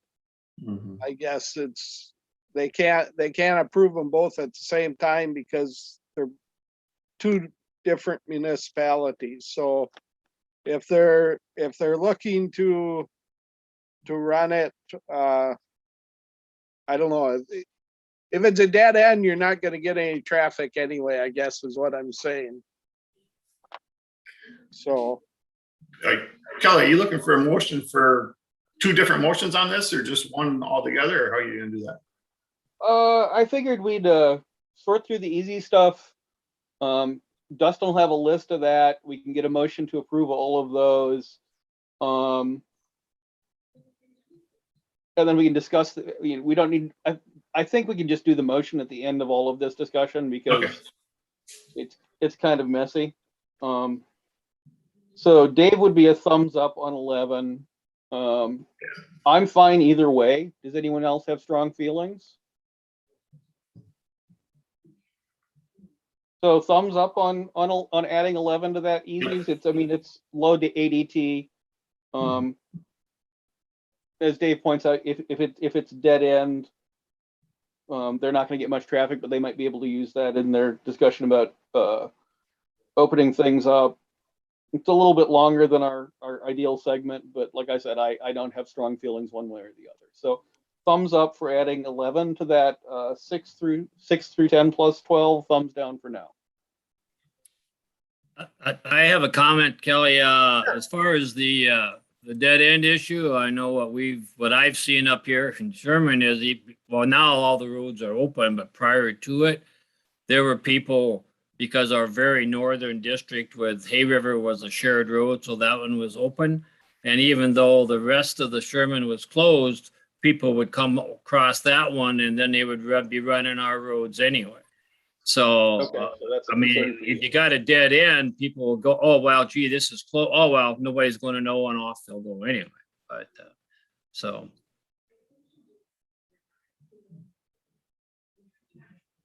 So Brian and Chuck aren't thrilled with that. Dave, you would be inclined to open it. Randy, do you have strong feelings? I'd soon open it. I guess that makes me the deciding vote on that one. I'm going to go with Brian and Chuck on this one for the moment. I certainly, if they get the town of Grant to approve it and want to bring it back to us, that looks like a gimme. But as it's currently a dead end, I don't see a real strong need to open it up right now. Okay. and I don't have a problem with that. In fact, last year, they were trying to open up Double V, and I pointed out that our township roads were not open there. Well, this year they came back and asked to open our township roads, and we looked at it and we decided we would open those two roads. And I see that they aren't even asking for double V at this point. So I think there was some lack of communication between the local club probably and the county association that asks for this. And they're gonna have to work that out. But I guess that's all I was thinking of, that they have to start someplace. And I don't have a problem with, if we want to have set the policy, and that's basically what we did last year, and it sounds like what we're doing this year, is that we only open if it's connecting routes. That then the association knows they have to go to the local towns to get the routes open before they can come to the county to get the connecting route open. And I believe that was part of the official policy when we first started doing this quite a number of years ago. It was very early on when I started on the committee. And so, but Dustin, do you want to make a note of it is the county's position that if there is no connecting route, we're not going to be the first to just so that the next time we go through this, we have that note in our, this is the way we're going to deal with things. And if no one has an objection. Brian? I don't have an objection to that, but I think we should find out for sure if, say, like Otter Creek is open, because that'd be a dead end too if they're not. From my understanding, they didn't open any up, but I'm not positive. I wasn't at that meeting, but. Okay, so do we want to put 8 on a approve if there is if it's not a dead end? So check into Otter Creek, and if it turns out it's open, we don't have to bring it back. It's approved contingent on. Okay. Great. Have you got that all, Dustin? I realize we're giving you a. Oh yeah.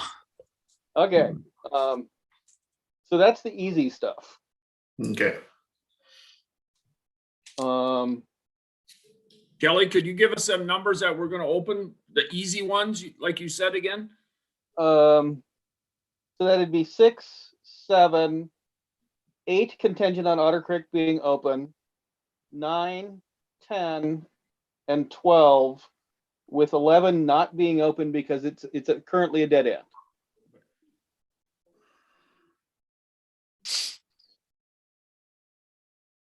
Unless I've made some horrible error in my counting, that's the way I've got it. Mhm. Okay, then now that brings us to 1 through 5.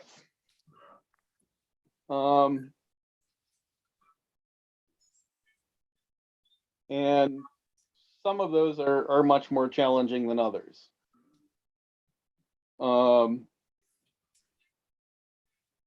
I know, Randy, you made the point with 1 there, that even though it's got the very high ADT, the speed limit is lower. It looks like the width is pretty good. The shoulder is not great. But the length is also pretty long. That's 1.5 miles at that 2,300 ADT. So. And Mr. Chair, Please. also number 1, I believe that, does that go across the Cedar Falls Bridge at the dam? Correct. Yeah, so I would be very strong against that one for just the bridge aspect and the high car count. Anyone else have strong opinions on that one? Dave? I don't know if it's a strong opinion, but I kind of agree with Randy that trying to, municipalities, villages, whatever, try to make a route to get out of the municipality out to the trails. And that's kind of what this is going to be serving as. It's probably going to be serving as a connector route too, I would guess, is why the association is pushing for it. But with the speed limit at 25 or 35 miles an hour, I think that's I wouldn't have a problem with that. Brian? I think it's fine. I honestly do. I like the speed limit set at 25, 35 there. Yeah. Go down on any problems.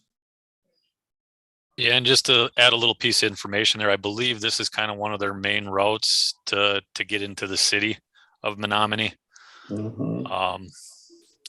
going through Cedar Falls there. Yeah, people use it all the time now, so.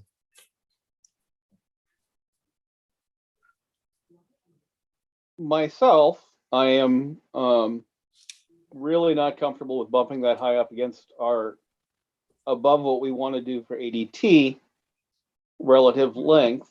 But it's 3-2 against Chuck and I on this one as it currently stands. I would also be open to doing a preliminary open like the way we did with Kerryville to see if there's any problem on that one. Give it like an initial 2 years, or you could just outvote us and say open it up. Anyone have a preference on how, Randy? Well, can we on any of these, if there's a problem, reject it in a year or two? I mean, this Sure. preliminary stuff seems kind of pointless. I mean, we can always reject these after a year, right? Or close them. Sure. I mean, if we hear problems, I mean, instead of waiting for problems, if we hear problems, we can always change it, right?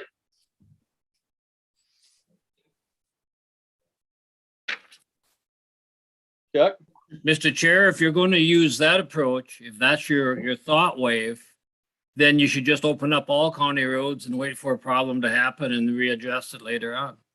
Because why spend all this time discussing things when, hey, if we can shut them down at any time, just open them all up and what happens, happens.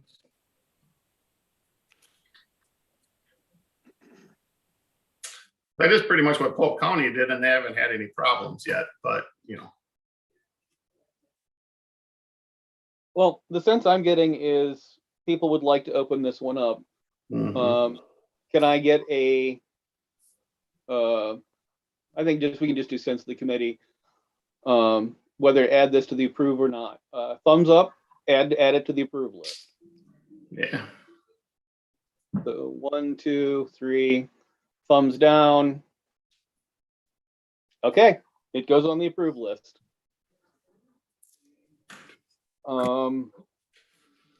Number 2. So that's number 2 is 3 miles, 1,000 ADT, 55 miles per hour, 24 width, so it's not great, but slightly wider shoulder. I would lean against it, but does anyone have strong feelings? That road is 35 through a part of that, though, I believe.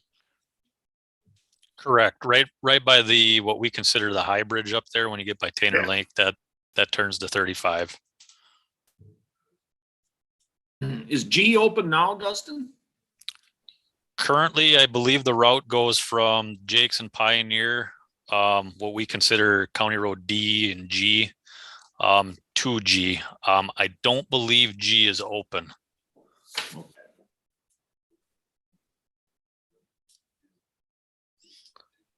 So I know the big reason why they kind of want to go this route is to get to Elk Point. Elk Point.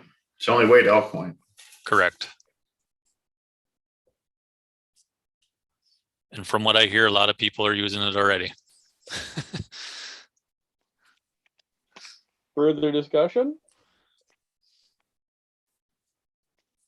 Okay, thumbs up, thumbs down.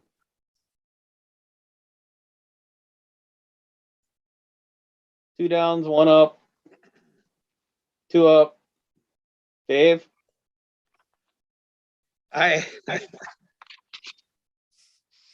It might be the easiest method is just to open the whole county.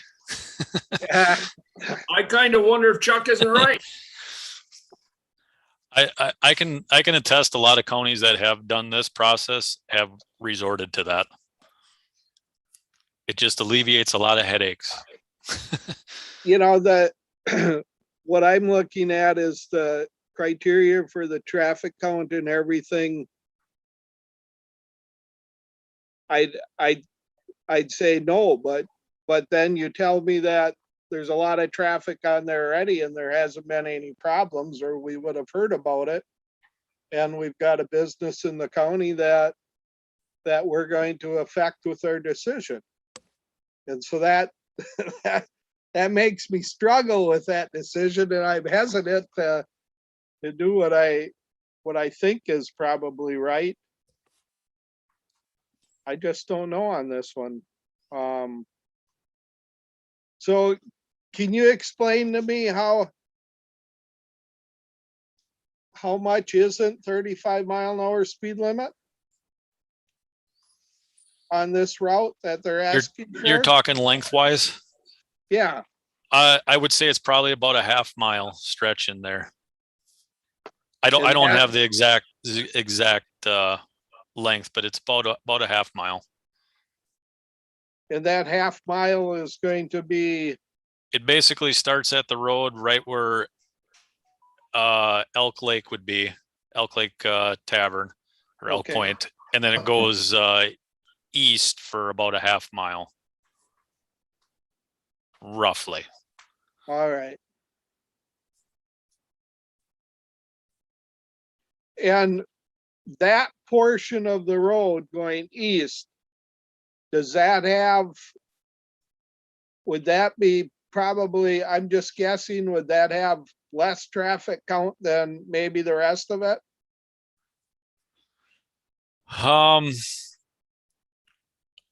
I would actually say probably the traffic route is probably higher in that area. Okay, But I believe the traffic count that I pulled off the DOT's website was just past County Road G, just to the east of G, where G goes north.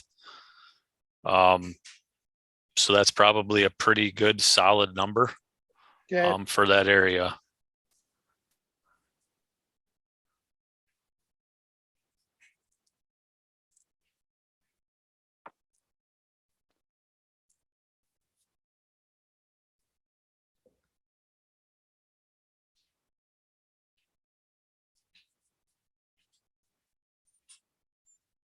I guess I'd agree with the thumbs down at this point without hearing other information. Okay, so that one is off the list for now. 3. Short segment, 0.25 miles. ADT up towards what we're not thrilled with, but very short segment, 55 miles per hour. Road width is 30. Shoulders 2 feet. Anyone have any strong opinions before we do a quick thumbs up, thumbs down on that one? And this road segment has been brought up every time, I think, for discussion wise from the ATV clubs. They have presented it every time. They did ask me if it would be a possibility to have an off-road route, even if it was in the road right away, but off the road. And I highly recommend not doing that. Just because who's going to be maintaining it and tearing up the shoulders and the ditches. I don't think that would be a good idea. So it's obviously a really important connector for them. Correct. Are there any special road conditions there that? No, I think the biggest thing why it was kind of denied in the past is just based on the ADT volumes. Okay. Because I mean, sight distance, it has the sight distance. It's pretty flat. There's no real issues there. It's flat. Okay, anyone?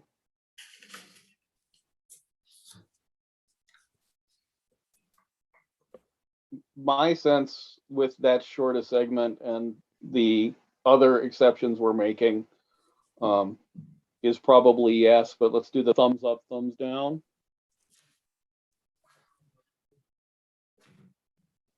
Okay, that one's in.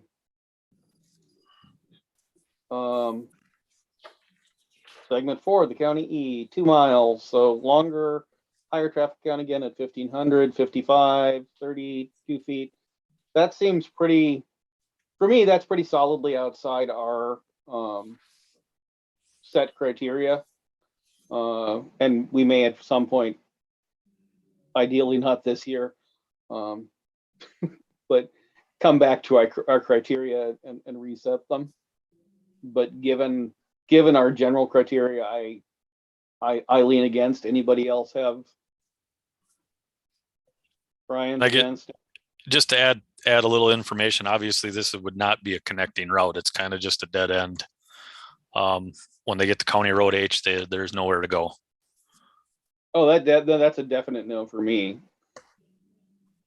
So no Brian, no for me. Chuck?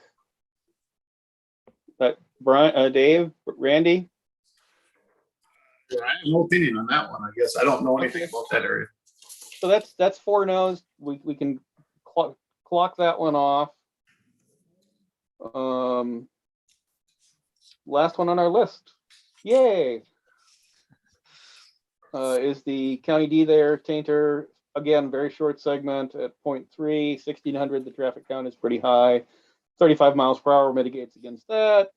Nice wide width with notice it's got a curb there. How's the distance between the curb and the traffic lane? I believe that's 30 foot of asphalt with curb on each side. And then obviously that would be crossing the what we always call the Jake's Bridge. Yeah. And that does have a sidewalk on it, on that bridge, that the current snowmobile route goes on. So I don't want that to be a deciding factor, but I just want to provide that information. So, and I know they're really, really adamant on wanting to get this one in particular. Yeah, I just totally because of understand. the businesses in that area. Well, and I totally understand the desire. Any place any place you've got a river in your way, your options are very limited. Yep. Any strong opinions? So Brian's a yes on this one. Yes. Randy, Dave. That's 3 yeses. Chuck. Yes, it don't really matter. And just for the record, even though I said about opening up all county roads, I'm definitely against that. But if it's the mindset of this committee that is, which it appears to me is, I just think we waste a lot of time in discussing this stuff. I would be against opening up all county roads too, but I do understand the argument. Okay, so I will go ahead and say yes to, because it's such a short road and it's a bridge, and I think that brings us to the end of our list. Am I correct there, Dustin? That's correct. All right. I would entertain a motion approving the ones that we decided to approve and disapproving the ones that we decided to disapprove, so we can get this moved along. So move. Motion by Supervisor Johnson, Second it. second by Supervisor Prochnow. All in favor? Aye. Aye. Aye. Motion passes. We are done with ATVs for the year in one meeting. This is a joyous moment compared to last year. That is all I've got. So action items, so I guess you'll bring this back to us as a resolution, because it's under action items other than resolutions, or do we want to just send the resolution straight down to the board? I'm not sure how we've done that in the past. I don't know. So you're talking the ATV? Yeah, because it has to Yep. it has to go through as a resolution to the county board for county board approval.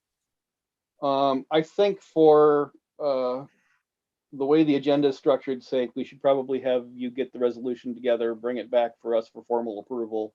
And at the next meeting, and then we'll send it on to county board. I guess that would be the January meeting at this point, which is still plenty of time because it's not like there's gonna be an enormous amount of ATVing in December. That's everything on my agenda. Our next meeting date will be December 8th. Does anybody have anything they need to bring to the attention of the committee? Oh, I had one more question, one ATV informational question. Chuck, so you let me know that the facilities had disallowed the route through the county campus, and when I was at city council, they were curious as to what the reasoning for that was. So if you, since we're talking ATV anyway, I figure I can actually ask that and not be off agenda. Sure. The reasoning was they didn't like the proximity to the where they're at on our neighbors. And also there appeared to be alternate routes that they wouldn't even have to come across the campus property. Okay. So, and it was, yeah, unanimous. Everybody was against the route because where the route was, it was coming in from the north. And I don't know if everybody remembers where the old field road used to be that runs out to the east there. It was coming in there, coming down through, going through the parking lot, going through the parking lots and through the storage areas of what facilities has out there, and then coming out, hitting the frontage road, going down to where the tire company is, Churchill Tire. So that they just felt there were other options available and they didn't like the proximity to the neighbors. Yeah, that was my assumption, but I wanted to verify that. So next city council, when someone asks, I can tell them that what I had guessed was the answer. Thank you. All right, Brian. Thank you. I have one other. I had a gentleman call me and he was quite upset. He hit a deer with his pickup. And he wanted to know if the county would pay for it because we let the farmers get a little too close to the road planting their corn. And I said, I don't know if that's going to happen. I'll bring it up at the committee, but he would like us to have the setback, be the setback countywide. It happened in the town of Grant. He is a farmer himself. He says, I stay back where I'm supposed to. This other farmer does not. I'm just bringing it up, throwing it out there. All right. I am broadly certain the county is not going to be amenable to that. I understand. But there is some concern that some farmers do get a little too close to the road edge, so. Totally agree with you, Brian. Talk about. Oh, Yeah, I agree. I would be perfectly happy to add a setback discussion to some future meeting. Does that sound good to all of you? You know, that's been talked about for years and years and years. And yeah. we've never really enforced it, except on the corners where they plant too close for view obstructions and stuff. But so I don't know, but I just think the corn growers need to have a check off so many cents per bushel to have a fund to fix up cars that get hit by deer, because if the corn wasn't there, they could see the deer, you know. That's a thought, Chuck. Not a good one, but a thought. Okay. So just a quick thumbs up. Do we want to have a discussion about setback at some point? Okay, Dustin, if you can get that on a meeting agenda for either this next one, or if that one's looking terribly packed, the one after. Dave, you have a? Well, I realize that they're not supposed to plant in there, but do we have a ordinance of any type for that would put some teeth into it so that we could enforce it? I don't know. I'm just asking. Dustin, that'd probably be a thing to, if you could check with Nick before we have that discussion. And as much as I would like to pursue it now, it is. I think we've gotten far enough that we're starting to get out of agenda. So I'm gonna just table it for when we actually get it on the agenda. Anything else? Going once, going twice. I will see all of you next time and many of you at exec. We are adjourned. Thanks, Kelly. Thank you, Sarah. Thanks, Thank you. Krista.